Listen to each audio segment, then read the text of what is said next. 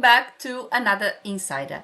And we continue with this month specifically about about website and all the more prominent aspects of a website. And today we talk about another very important thing. Last week we spoke about contact forms, and this week we are going to address tables. Well, not every website have a table, but chances are your website will have one. So come with me, let's talk about tables. So let's talk about tables. And if you have a website, chances are you're going to need a table one way or another. Sometimes you can have content that you just want to put on a table.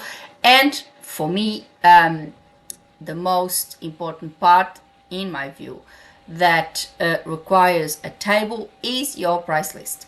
Well, I see it as a very important aspect because we live in a world where transparency is becoming more and more important. It's always been, but because there is a lot of businesses, unfortunately, that go the dishonest path, that's sneaky. I'm not saying that, for example, translators that do not have their price list are dishonest. By no means, I'm not saying that. But what I say is, and what I've been defending since I started my career, I've been an advocate to have your price list published because it is a show of transparency. It is assurance for the client. They have the price there, and that's it. Some colleagues argue that they code per project. Each project has its specificities and stuff like that. I understand that. However, I still stick to my model because I think it's a more transparent model. The client knows exactly what you're going to do, and you can still charge according to complexity. I do have that on my price list, and I do code my projects according to to the complexity. If it's a more specific project, there is a more specific or a more expensive upper tier on my pricing that I obviously charge for. So it is possible. You can, with a price list, you can still create everything that you want, because at the end of the day, my colleagues that price per project, they still have their internal price list that it's a guideline for them to put. Unfortunately, when you don't have a price list, a lot of clients may walk away. They just may, I don't know how this is going to cost me. They don't have a price list. And then it's all that mistrust environment that it is out there. And quite frankly, I understand, because there is so much bad practice out there, and so many businesses, and I'm not talking about translation specifically, I'm talking about business in general. I have recently told you about my experience, for example, with Teachable. They have a price list, and they still dishonest. So I mean, it doesn't mean that just because you have a price list that everything will be rosy and there won't be dishonesty, because you can still have a price list and pretend to be very transparent and still have dishonest practices. Like, for example, Teachable, they have all the plans and all the pricing, everything, but then they sneaky and they change you to more expensive pricing without your consent, without anything.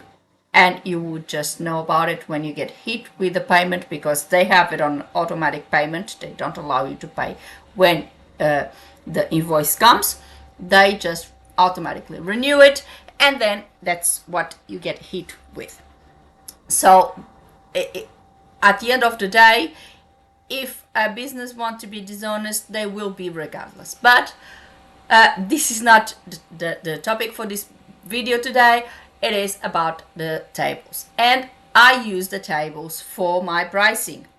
I believe it is very important to have that full price list there with all my services and the pricing, etc., the way it is quoted.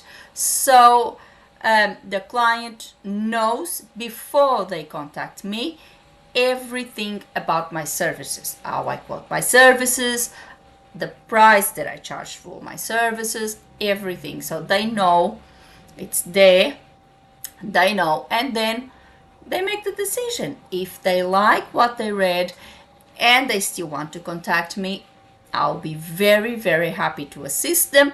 But if maybe they think, oh, this person is not for me, okay, I understand. It is perfectly fine. But at least I know I have everything there. I have all the information, the way I quote my services, all the services I provide, the price that I charge. Then I have my terms and conditions, so they know everything with each service, how it's quoted, how everything happens, and then they make their own mind. This is very important. I believe that this is very important. So, how do I build my tables? Well, very simple, actually. I build a table for each service that I provide. Firstly, because each service may be quoted differently. Some services may be quoted per word, other services per page. For example, regular translation is quoted per word, but certified translation is quoted per page. Proofreading and editing, etc., it would be per word, but some services would be per hour, like, for example, copywriting. And because each or a lot of services are quoted differently, I think for clarity it's better to create a table for each service and then have all the pricing, everything. So when the client goes there, they see exactly what it is, what they want. It's up there, it's the title, they know, and they can look for the pricing. I think it's more important, and it's clearer. It's clearer. People can see exactly what they are looking for, and they don't get overwhelmed with price here, price there, it's this, it's there. It's just there. Simple. It's simple for me because it's a simple table. It's easy to create, and it's simple for the client that just opens the page and has the information all there for them to read. So I think it is a good way of doing that. Now, which plugin do I use? I use WP Forms. I've been using this plugin since I started using WP or WordPress, and it is very simple to use, quite frankly. And with the updates it's been getting over the years, it became easier and easier. Now it has even integration with your Elementor. So if you are using Elementor and you want to put a table, there is like a widget on the on the widgets, on the parts that you can put on your website for WP Press or WP tables. I'm talking about Press was the forms, WP tables, and then you just put the quote. So that's the code, should I say. So it's basically like your forms. You create the table, you follow the prompts, it's easy to create, and then for each table that you create has a code, an ID that will then be put on your page. With this widget that I'm talking about, when you're doing it in Elementor and you choose from the list of widgets, you choose the WP forms or tables, sorry, I keep on getting confused, I'm sorry, the WP tables, then you drag to the area on your page that you want the table to appear, and then in the back end it will show you a little a field where you have to link it to a table that you have created. Then it's a drop-down box, and you will have the list of all the tables that you have created, and you just have to link it to the one you want. Every single table will have to have a widget, because of course you can only link one table per widget. If You know what I mean? So you have a page. What I do, for example, I have the title, let's say certified translation, and if you go to my website you will be able to see it. And then below I put the widget for the WP tables. I choose the table that I have created for certified translation. Then I have the title, regular translation or general translation, I think that's what I have. And then another widget for the WP tables, WP tables, yes. And then I choose regular translation, and so on and so forth. So that's how you do it. You put a title or whatever you want to do, but you have to each table have to be in one of those widgets, which is very easy. You just drag and drop. It's not complicated. It's really a very, very simple thing to do. So I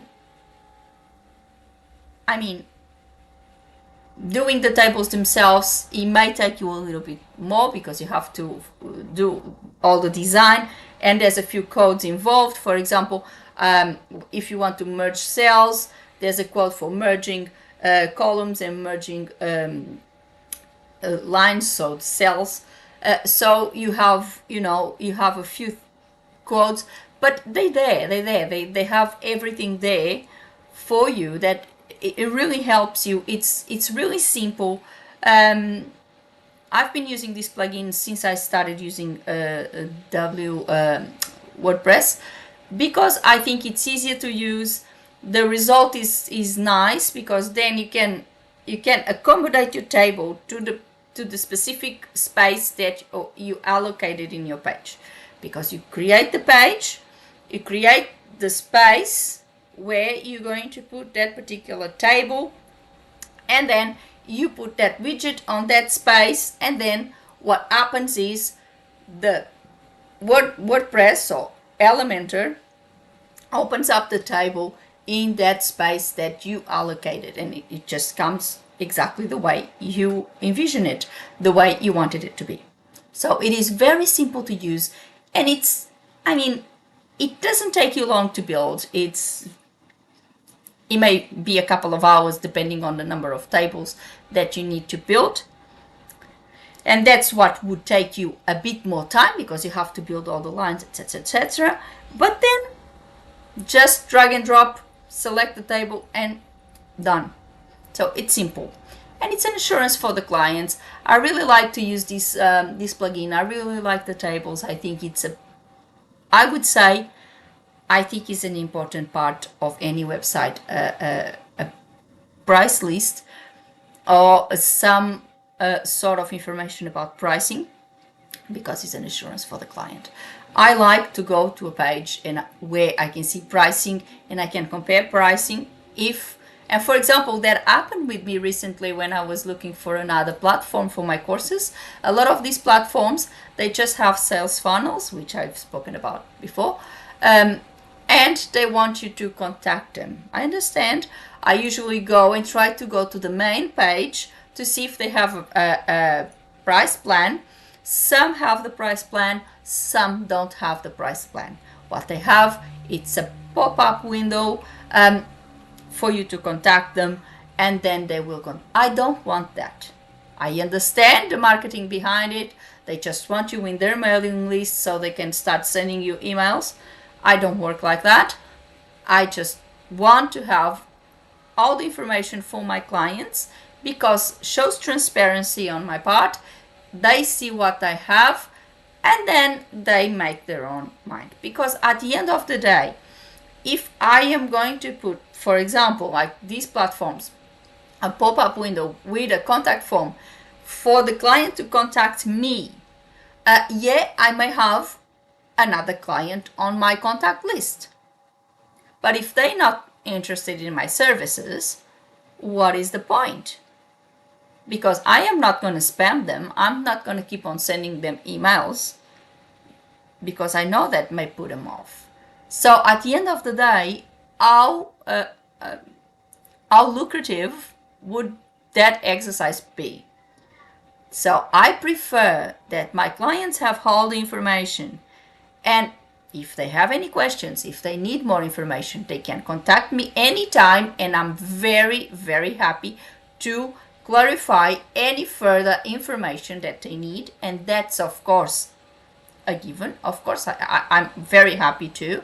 And the reason I put my everything, my prices, the way I quote everything, the reason I put all the information is not because I don't want to have that customer service. It's not because I don't want to clarify anything with the clients. It's exactly the opposite. I want them to have all the information, but I am still open to clarify further if they need. So I think good information, a good website, clean, simple, as I've been saying all along, doesn't need to be complicated, doesn't need to be far-fetched, doesn't need to have all those pop-up windows. I think they are very annoying. I would run away from them. Just a simple website with all the information the client needs. Who you are, what you do, how much you charge, how a client can contact you. This is the main questions that your website should answer when a client goes in. And it doesn't matter if you have, as I said before, it doesn't matter if you have a profile on Pros or any other equivalent platform. It does not matter that you are in the directory of your association or authority, like I am, for example, with OSIT, Chartered Institute of Linguists, and NATI. Does not matter. A client would like to see a website where they can find more information about you. So make sure you have that. For today, I hope you like this insider, this last insider for the month of November. We are at the very end of the year. Next month, we will be closing the year with a few last bits, and then we'll go for the usual break. But I'll still be here for another 3 weeks. So I hope you like this thing. If you have any question about either WP tables, building a table, anything related to this video or otherwise, please leave me a comment below. I'm very, very happy to answer you. If you have any suggestion of another topic that you would like me to discuss in our insiders, please leave a comment below. And of course, I've been saying this, I am compiling a list of videos, old videos that I have been a lot of people watching that might need a little bit of an update because they might be old, and I will be revisiting those videos in 2026. For now, I'm planning to do so from February because, of course, January is always that month that I just start the year, and I usually don't start any thematics per se because it's just usually 1 or 2 weeks that I have of publication. So from February, I'll be starting to revisit those old videos and have a little bit more information on those to compile and let you know about it. Now, put a like on the video and subscribe the channel with a little click on the bell, and you'll get a notification of a new insider every week. Before I go, I would like to thank you all for watching. I'll see you next week. Have a good one. Bye.